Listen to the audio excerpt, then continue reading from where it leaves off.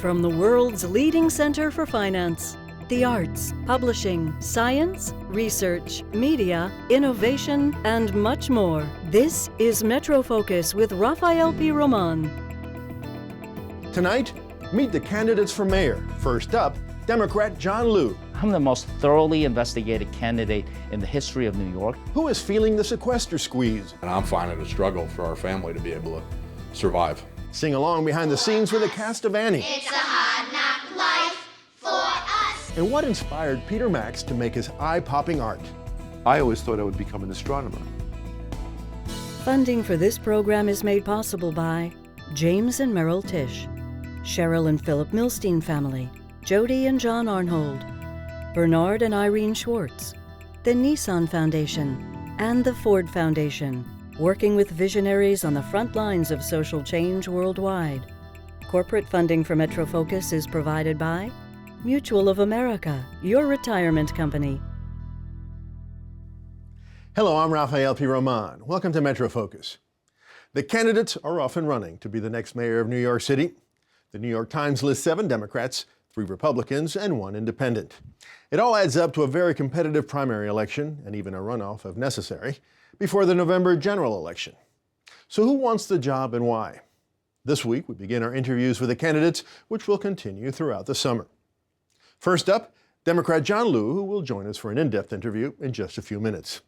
Liu is currently the city comptroller, and before that, he served 8 years as a member of the city council, representing part of Queens. Here's an excerpt of what the comptroller had to say when he officially announced his candidacy on the steps of City Hall. New York City needs to be one city. One city where everyone gets a fair wage and a fair shot.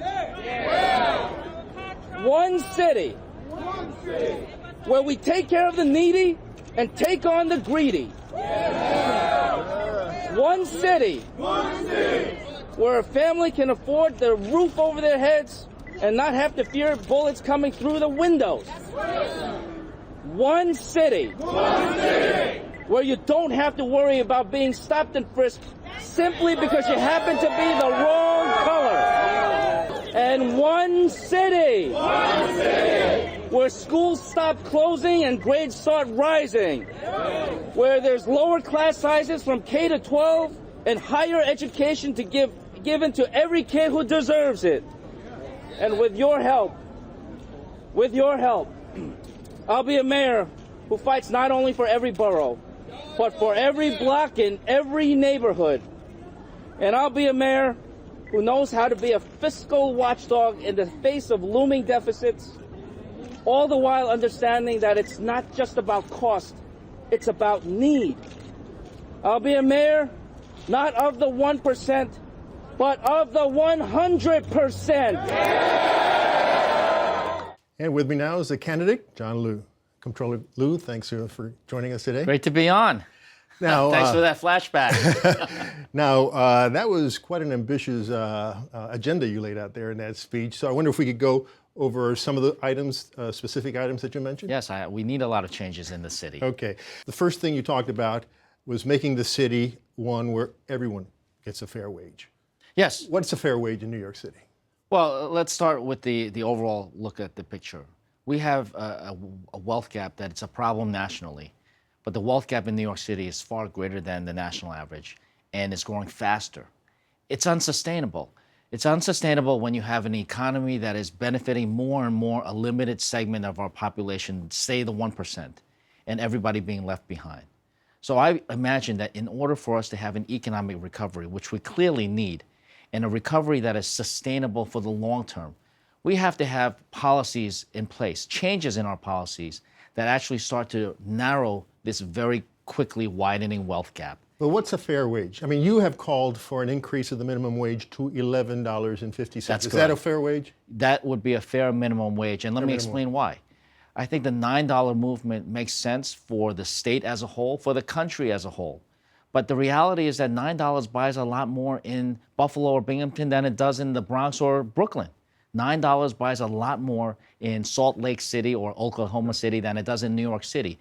Based on the cost of living in New York City, and the amount that it takes someone working full-time at the minimum wage to come out of the poverty level, it's $11.50 an hour in the city of New York. $11.50 an hour. Yeah, but what do you say to your opponents who argue that that would have the unintended consequences of actually losing jobs rather than gaining them, because some small businesses will either lay off workers because they can't afford an uncompetitive wage, or will not hire, or some businesses will just leave town? Well, that's an argument that was used when minimum wage was first implemented.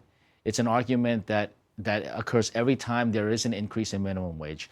Now, albeit I am proposing a significant increase in the minimum wage. Again, I don't believe that government should be mandating a minimum wage that doesn't even allow somebody working full-time at that wage to come out of what government calls the poverty level. Okay, you also talked about a New York City where a family can actually afford a roof over its head. That's right. Now, by most accounts, we have more homeless people in New York City now than ever in our history. What is one thing that you would do to help change that? Let me give you two things. One is we need to pay more attention to our public housing in New York City. We've got 600,000 fellow New Yorkers who are living in NYCHA, New York City Housing Authority buildings that have been neglected for the past 12 years. I also have an ambitious plan to build more affordable housing by using a principle called mandatory inclusionary zoning that essentially unlocks the value of our air rights to fund the creation of affordable housing without having to dip deep into taxpayers' pockets. Now, you talked about abolishing stop and frisk, not modifying it, not amending it, as some of your opponents are calling for, abolishing it altogether. What do you say to those who argue, like Commissioner Kelly, like the mayor and others, that stop and frisk has been a tool that has helped reduce crime and murder, especially in poor and minority communities? Well, they have cited all sorts of statistics that at the end of the day have borne out to be untrue or have had very little correlation. You don't think with that's stop and correct? frisk. Well, they originally cited the reductions in murders. We have now since found out that actually there's no correlation between the number of murders in the city and the rapid rise of stop and frisk. What I'm saying is that there are alternatives to police strategies, community policing such as focused deterrence, where the NYPD works hand in hand with members in the community. What the stop and frisk is doing right now, given that you're stopping hundreds of thousands of people, almost all of whom have done nothing wrong, it's creating a huge amount of distrust and a separation between the community and the police. When that happens, it's more difficult for the police to do their job, and everybody is less safe. Right. Now, in your speech, you also said that you will be a mayor who knows how to be a fiscal watchdog. As many of our viewers know, recently, a former campaign treasurer of yours and a former fundraiser were convicted of serious campaign finance violations. Now, to be clear, Sure. Your campaign and you have been under federal surveillance, or they've been investigating you for years, and you have never been charged with anything. But what do you say to those who argue, if he cannot be a fiscal watchdog over his own campaign, how can he be a fiscal watchdog over the city? Well, so there have been no questions in terms of the fiscal soundness of my campaign. And I'm proud to not only have But if two of your people are, have been convicted of doing wrong with financial campaigns. They were essentially caught up in an FBI sting that really didn't even start until 2 years after they were investigating my campaign and found essentially nothing. What has happened here is that my campaign has been put through essentially a 4-year investigation, long drawn out, completely thorough. They have reviewed like 1 million documents, interrogated thousands of my supporters, even wiretapped my phones, including my cell phone, for a period of 18 months, which I've been told is unprecedented. And even after all of this, there's nothing they can say with any kind of substantiation about me, because there is nothing to say.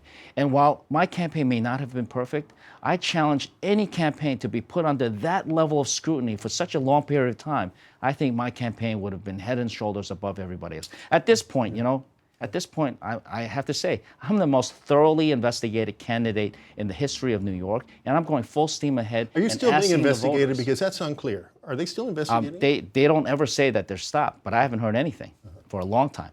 And with regard to management, I'm very proud that as comptroller, I manage an office of 750 professionals, and we have kept the fiscal soundness of the city in check.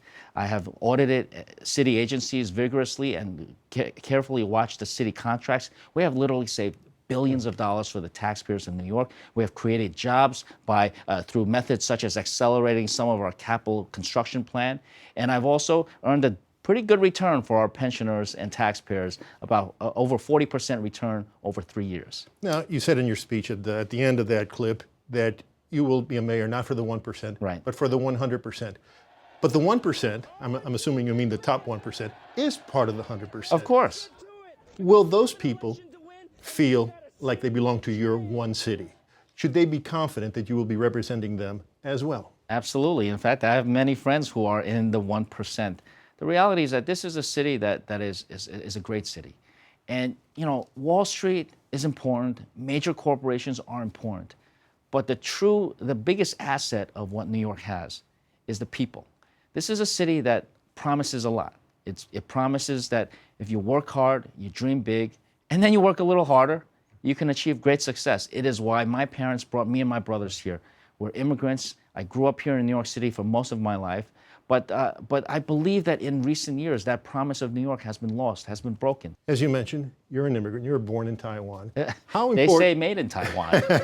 How important is it for you, if you're elected, that you will be the first Asian American elected as mayor of New York City? I'd be proud of it, but honestly, I don't think it's that important to me. I was, in fact, the first Asian American elected to the city council here in New York, which is shocking that didn't happen until 2001.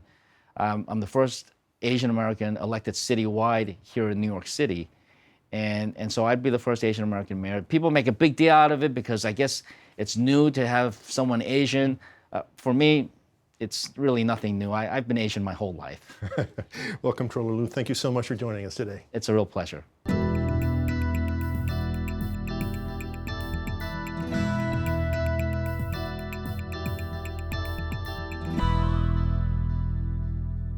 The $85 billion federal spending cuts known as sequestration made headlines in March when they took effect. And now the impact is starting to hit home. One of the most visible cutbacks is to federally funded emergency unemployment compensation, extra money for the long-term jobless. In New Jersey, where unemployment is still above 8%, the smaller checks are worrying a large number of people. And yet today's Desiree Taylor has our report. A little rain didn't dampen Eudania Freyas's spirits, but what did bother her was hearing that her federal unemployment benefits would be cut soon. They cutting everyone. It's not fair. Not at all. It's hard for us to look for a job. We don't find a job, and then the little thing we have, they cut it off. She's not alone. Tens of thousands of New Jersey residents receive federal emergency unemployment compensation. They will all see their weekly benefit payments cut by 22% starting at the end of this month because of automatic federal spending cuts tied to sequestration. That's a big hit out of John Fugazi's unemployment benefits.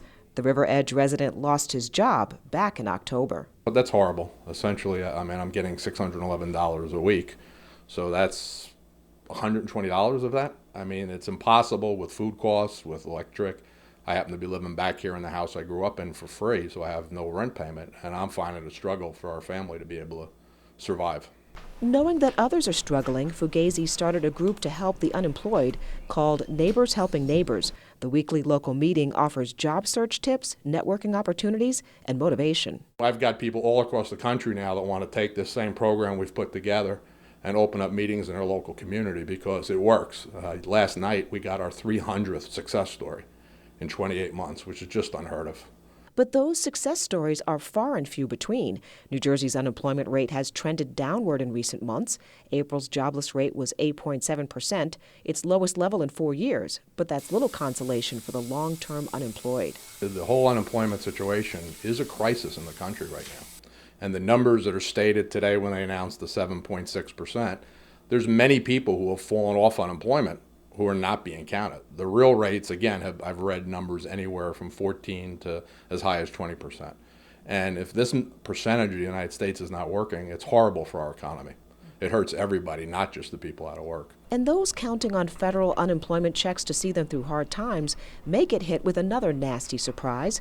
New Jersey's unemployment rate has improved, so the federal government could declare New Jersey residents ineligible for the final tier of benefits. That decision could come this summer. For MetroFocus, I'm Desiree Taylor in River Edge.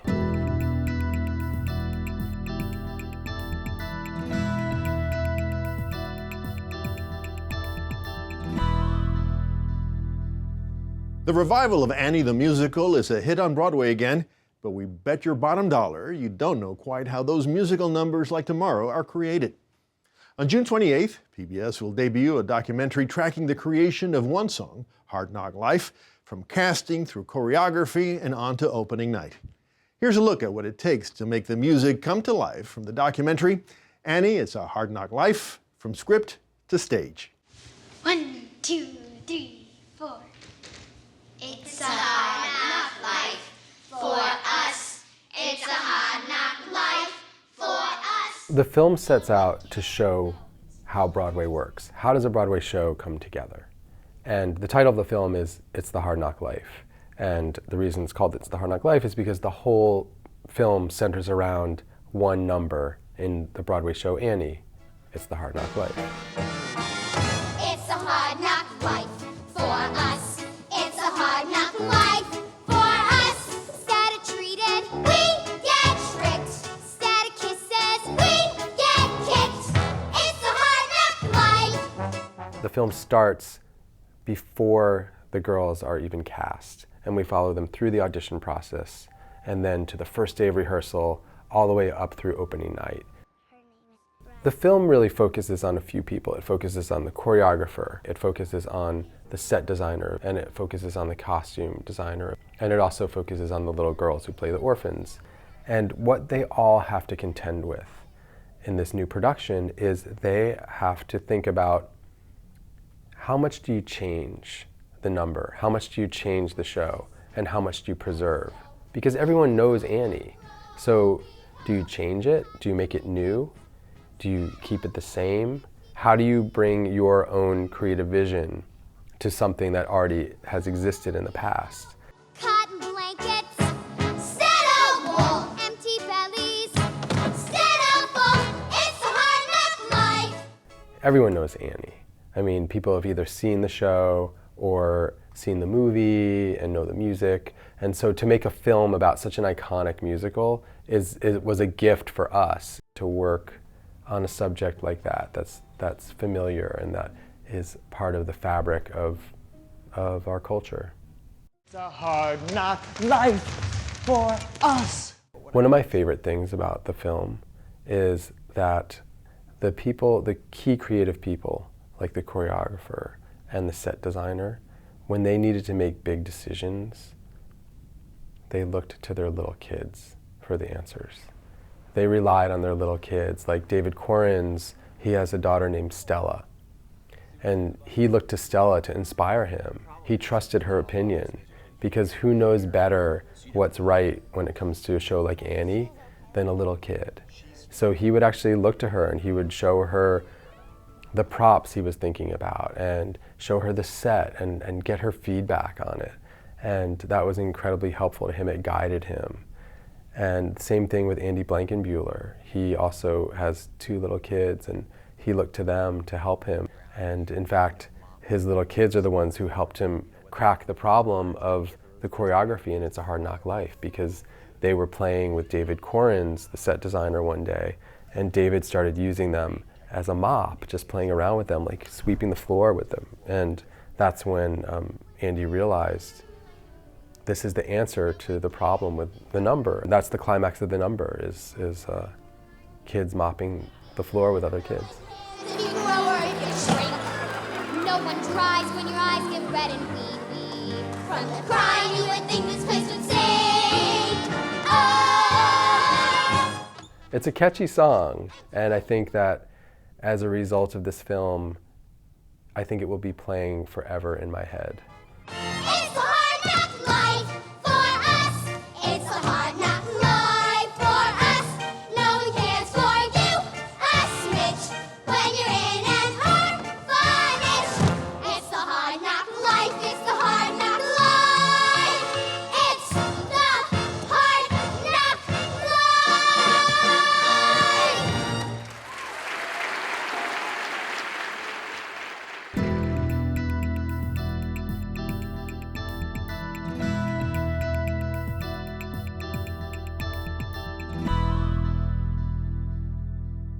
He was born in Berlin, grew up in Shanghai, and has become one of America's most famous artists. If the name Peter Max doesn't ring a bell, you'll know him when you see his eye-popping images. And you'll love his story when you hear it in this excerpt from One-on-One with Steve Adubato. I always thought I would become an astronomer. An astronomer. An astronomer, I had this unbelievable, you can't even imagine, interest, which I still have today, about how big the universe is, the planets. Because I once met a guy who was an astronomer when I was about 7, 8 years old, and he sat on a park bench near my garden where we lived, and he was an astronomer. The other great influences on you, describe some of them, because I want to show some. Well, the influences on me Monet probably, influence on you? they're all, you know, Picasso, Monet, Chagall, all the other artists. Right there, by the way? Paint. This is Rembrandt. When I paint, I don't know what I'm painting till I paint it. Now, when I do Rembrandt, I know I'm painting Rembrandt, but most of the time when I do something, it's just any old thing. And it's just moving the arm, and, you know, it's like when you're in the street, you're humming. You don't know what you're going to hum next block, right? You're just humming a tune.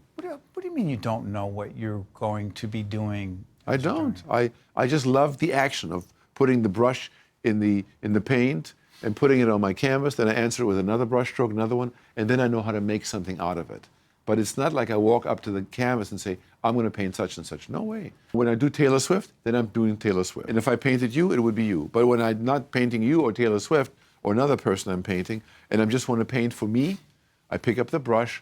I've got 76 colors on the table, 76 jars from where you are to me. Right. Beautiful big jars. I pick up the brush. I don't know what color I'm going to pick. Suddenly I'm picking up a little bit of red.